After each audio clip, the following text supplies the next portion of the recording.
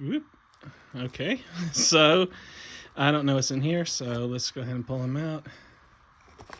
They be loose. All right, so we'll pull them out and then take a look at it.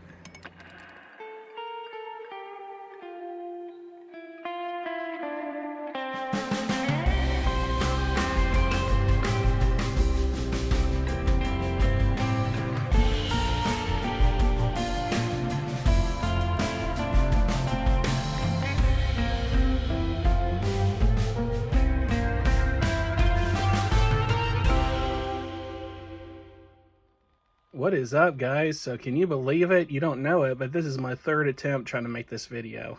That's what happens whenever you go to the Renaissance Festival and try to do a video the next day and you're exhausted. It's like, I don't like it. I don't like it. So if you're seeing this video, this is attempt number 3 on trying to do this. So what is this video? What am I talking about? So my friend, my best friend, my homie, Aphrodite Child, sent me a gift. She sent me a new tarot deck that she wasn't using, and so we are going to open it up, take a look at it, and see how it is. So, in what deck is that? It is the new Mythic Tarot. So, what's interesting about the new Mythic Tarot, the one that she sent does not have a box, as you'll see. So, we're going to use this because this is the this is the book, what the box would have looked like. So, the new Mythic Tarot. So this thing has a history. Now, the art is not that great, as you can tell, which is why I wanted it in the first place. It kind of reminds me of the picture Bible. I don't know if we have any ex-Christians in the audience that remembers in the 80s and 90s. And I don't know, I think they're still making it now, where they took the Bible and they made it for kids and turned it into a comic book, and it was called the picture Bible. Anyway, the art reminds me of that, and it makes sense because the new Mythic Tarot was originally released in 1986, and this is the 2008 reprint. And so the art, like I said, it's very comic booky and 80s. I don't know. I don't know if I would compliment it to say it's comic booky, so it's very 80s though, and you'll see. And a lot of people have nostalgia for this, and some people have found it hard to find because they are like, I've read the reviews and they're like, oh, I remember having this back in the 80s. So for that alone, for people that would want nostalgia, they'd want to pick this up again if they were able to find it. I've never seen it before. My friend gave it to me, but we're going to take a look at it and probably go through all the cards, let you guys at least see and get a flavor of what it is. But first, I'm going to show you the original video of me actually opening the gift. Stay tuned. So the first thing I'm going to do, guys, is show you all my sack. So, dirty-minded people, like I said, the cards are loose. So I have a sack, literally, that I'm keeping them in. And so, nasty ones, this is how you carry cards that you don't have a case for. You can go get yourself a sack if you don't have one. No comment, no dirty thoughts intended. And you can buy them in the store. And there you go. So we're going to take a look at the cards themselves and see how this angle works out for us all. So these cards, I'll show you the back. So the back, it's all fancy. I have the phone flipped around, so it's got a lot of light to it. But this is the back of the cards. It's very 80s. I always say it's 80s because this was the height going into the 90s when Wicca was coming full mainstream. Now, Wicca has been around since the 30s, but then you had Scott Cunningham come out with the book Wicca, A Guide for the Solitary Practitioner, and then that really took off in the mainstream. And so with that said, you have a pentacle, athame, a torch, or a candle, possibly a chalice. So all your Wiccan tools right there, and that's the back of the card. So what does the card look like itself? There you go. It is Jason holding the golden fleece, is the 6 of Wands. All right, had to turn that camera light off. Now that's a little better. So 5 of Wands, so there you go. This has a very D&D feel to it. And that is Jason getting the fleece from the dragon. like in the myth. So there you go. That's the Five of Wands. So we'll do this fast, just because there's not a lot to say about some of these. So you have Pandora's box is the star, and then there's hope, leaving, and that also came out of the box, as we know. Okay. So these are pretty cool. Like I said, it's very classic feeling. Originally, when I looked at these cards, I was not a fan of them. And when I got them from Aphrodite Child, I was not a fan of them. But they're growing on me, just in a way, because it kind of makes me feel like I'm looking at something from the past, from my childhood, because I am a child of the 80s. And there's the protection symbol. He's not rocking out, Chiron. Right there. It's like rock and roll, rock and roll. Iris, goddess of the rainbow, is Temperance. I like that card. It's really pretty. And that's interesting that a rainbow is a full circle if you could see it from the sky. And from the 80s, it's interesting that they caught on to that unintentionally, because that's a reflection of the rainbow in the water. But rainbows technically are really a circle. The average person probably doesn't know that, because I didn't know that till recently. Then you have the World right there. I didn't look and read with these cards who they are and everything, so I can't really decipher who and what characters some of these are supposed to be. Two of Swords. So this is more of a Wiccan take on Greek myth. But you got to think about it, that in the 1980s, to have anything with the Greek pantheon, the Greek gods, anything Greek mythology related on tarot cards, that would have been really rare. So you would really love this if you were in the 80s and you're like, holy crap, they got something with the Greek mythology? So you got Prometheus as the hangman. So I'm going to try to say as much as I can about these cards. But the ones that I really want to talk about are already on the top. So the devil is Pan this time, which is always interesting. It's always 80s or Pan. So Christians would connect Pan to the devil, just like Christians of modern day connect 80s to the devil. So he is not the devil, but the flavor works in that Christians relate the two together. So interesting. It looks like he's in hell too. You got the Ace of Cups. It's doing the Birth of Venus pose almost.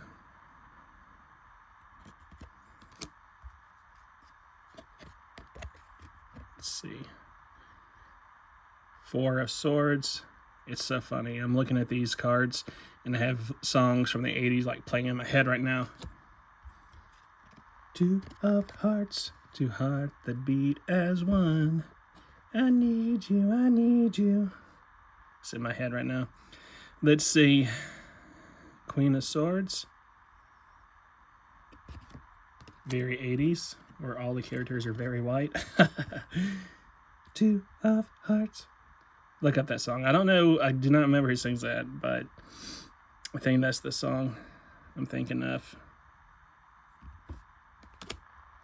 At least that's the what I'm going to say it is. All right, King Midas. I'm assuming because he's sitting on a throne. This is a way better setup, by the way, because I was super uncomfortable doing this last night, kneeling down on the bed. All right, so you got Hermit. That could be Kronos, possibly, because of the sickle scythe thing. So that's who I'd say that is, again, without looking. And then got the Queen of Pentacles. Two of Hearts, the hearts that beat as one. All right, so Four of Wands. And they got the yeah, there you go. So that's part of the fun too, is trying to figure out what is it telling the story of, if we can recognize it.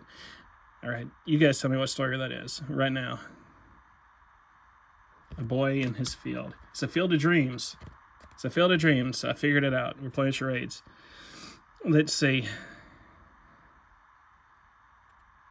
Oh, a little salmon down there. You know, that's it. In Celtic mythology, salmon represent the brain and wisdom and stuff. So the Knight of Cups is interesting. The thing about tarot cards is that everything in an image means something. It's not just, he's not just blowing hot air for nothing, but it means something. So this is the Page of Swords. He's full of hot air, I tell you. He's full of hot air. Let's see, Five of Pentacles. Really shady man. It's got a lot of shame. Let's see. This is, now, I've seen this, like I said, this is like my third time doing this video. This is probably my favorite card. Judgment. Not because I'm looking to be judged, but the card itself is really cool. You got Hermes, and he's bigger as a god than these worshippers. I love that. I absolutely love this card. I think this is probably this is definitely my favorite card of the deck. So cool. So cool. And I want to say it was in the myth of Perseus that they talk about how the gods are bigger than people. It's interesting in how, if you didn't watch my video about that, that it talks about how the gods, they move without their robes flowing. So it's literally like if they were standing still, but they're moving. It's an interesting description in the myth of Perseus when they talk about the gods. So the Nine of Swords, and this is the Gorgons right here. That's a Medusa face.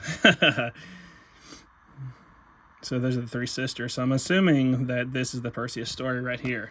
I'm not sure. Again, I didn't read it, but this 100% is the Perseus story. There he is, or Perseus. There he is, saving Andromeda from the sea creature that was not the Kraken in the myth. So this is the Two of Cups. So that's very cool. She's tied to the rock. So some of these, the art's not the greatest, but they are really neat to look at. Like I said, the more I look at it, the more appreciation I have for it. Like, I really like them now. There's the three sisters again, and I guess that could be Helios or Apollo back here, just assuming from the ray of light coming from the head. Seven of Cups.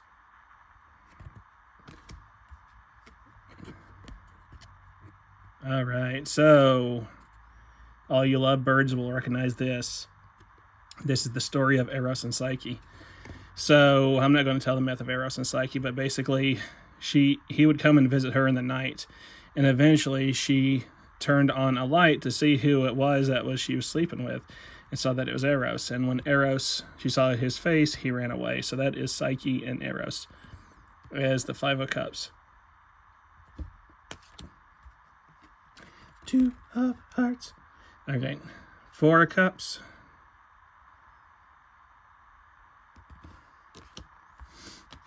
I need you, I need you. I think I might put that song in the link below just so you guys can check out what song I'm singing. Ace of Swords.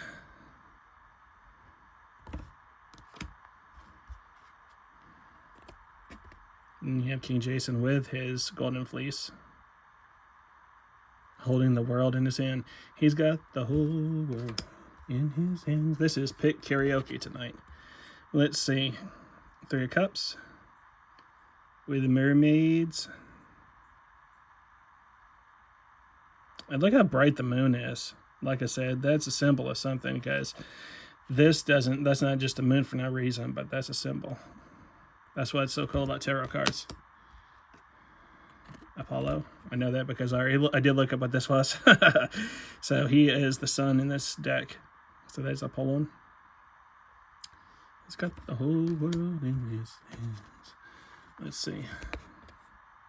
There's another Jason story, because you got the fleece right there. Looks like he got knocked out pretty good.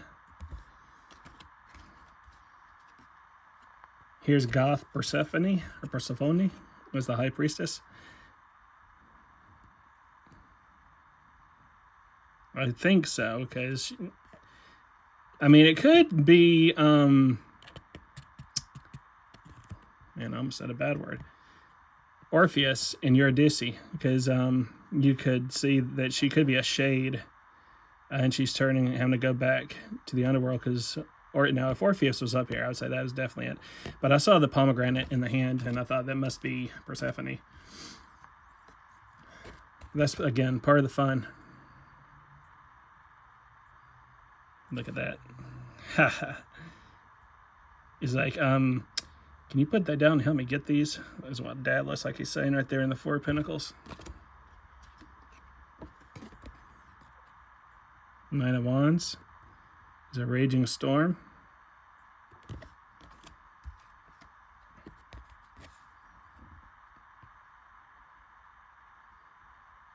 Let's have some kind of battle for the Seven of Wands.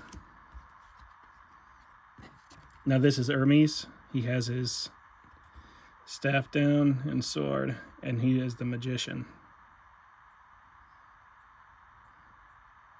And he is the god of travelers, so it would make sense for him to have roads in the background and stuff. Again, I know that's Hermes because I read the book. Just like this is Demeter. So there you go. And she is the Empress. I think this used to be the cover of the actual original deck in the 1986, was this card.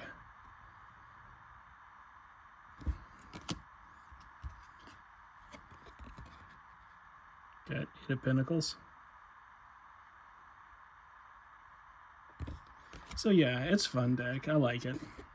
Got Death. And they're praying to death. And Death card is change. So it's the death of something. So it's not literally, you know, in horror movies, they always say that death is, but no, it's a death of change. It's change coming. Have you guys seen the trailer from the movie Tarot that's coming out this summer, by the way? There's a new horror movie coming out this summer called Tarot. And I so want to see it just to see how funny it can get. So there's Athena talking with the Gorgon sisters because they were in the same myth of Perseus or Perseus.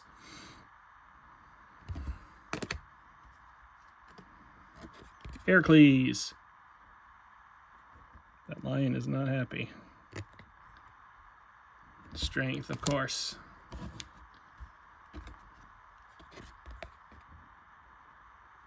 Give them to me, is what Three of Pentacles is saying.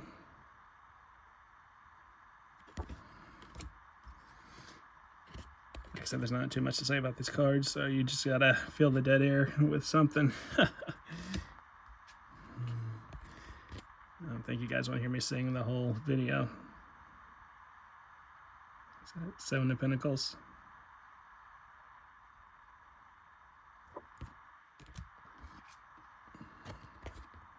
Ooh, Athena. She is justice. Interesting. With Bubo on her shoulder.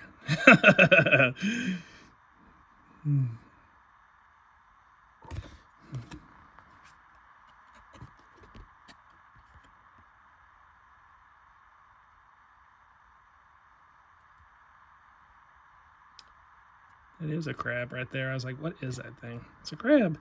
King of Cups. Oh boy, there's the Chariot, baby.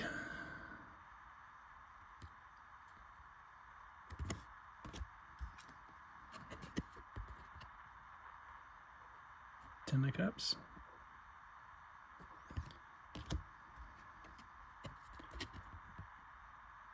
Eight of Cups.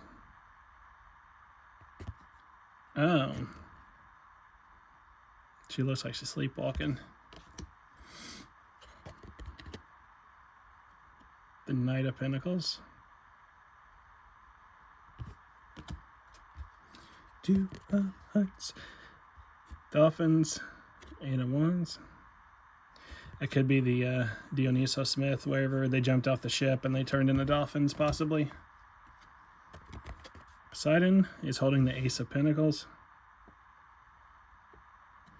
All jacked and ripped. Let's see. Nine of Pentacles.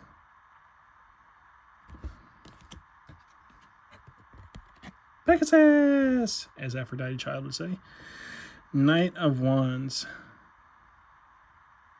So that could be Bellerophon, and it is because you have the Chimera down there. Could be when he's going to Olympus with Pegasus. Let's see. Bellerophon. All right, the Judgment of Paris. You got the Lover's card with Hera, Aphrodite, and Athena, and the Golden Apple, which represents the world. So, the myth is not literal, but it is figurative. And so the story is the Judgment of Paris, and the symbolism is that the apple he's holding is the world. And Aphrodite wins because we judge based on sight. And so out of everything, we only mainly focus on what we can see. So that's what the meaning of the story of the Judgment of Paris is supposed to be, more than historical fact of what happened in Troy. At the Five of Swords. 1, 2, 3, 4, 5. Yep, there's 5 there. All right, I like this one too. This is the Nine of Cups. So you have Psyche and Eros with the blessing of Aphrodite. Like that one. We're almost done, baby. Let's see. King of Swords. Then the Fates is the Wheel of Fortune.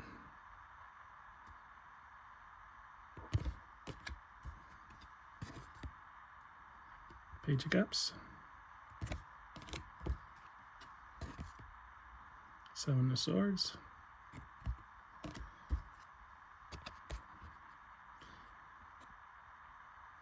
I always assume that this is Odysseus, Telemachus, and Penelope, just because I see the horse right there. I don't know. That's what I take it as, though. The Moon.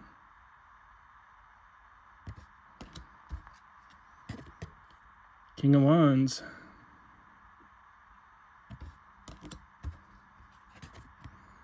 Three of Wands.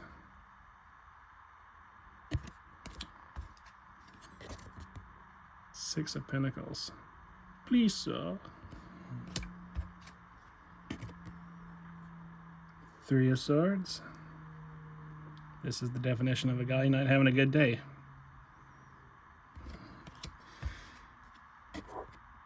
Queen of Wands with the kitty.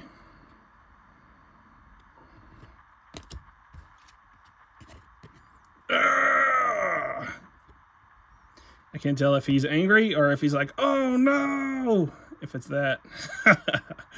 It could be taken either way, but I think that he's angry because it's the Tower, getting revenge. Oh my God.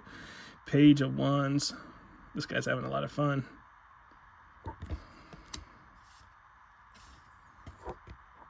And here is the Two of Wands with Rockstar Chiron in the back, rocking out. They must be, like, his eyes are looking this way, so he's like, oh my God, is he really doing this behind me? Is what he's saying. The guy told me to stand here and take a picture, and this guy's behind me doing that. All right, you got the Fool. He doesn't really look too much like me. So then you got the Eagle of Zeus. There's Eagle of Zeus. There you are. There you go. Never thought Eagle of Zeus would make a cameo in this video. And then you have Zeus with the whole world in his hands. And the Eagle of Zeus. Look at that. Look at you. Taking that 2 videos, or 2 cards. Look at that. Oh, man. So I hope you guys enjoyed this video. Like I said, this is my 3rd attempt trying to do this video, and I'm feeling a lot better now than yesterday. And I think that this was way more of an entertaining of a video than if you had seen the 2 disasters that were supposed to be videos. Anyway, coffee time. I will see you guys later, and I hope you guys enjoyed it. Bye.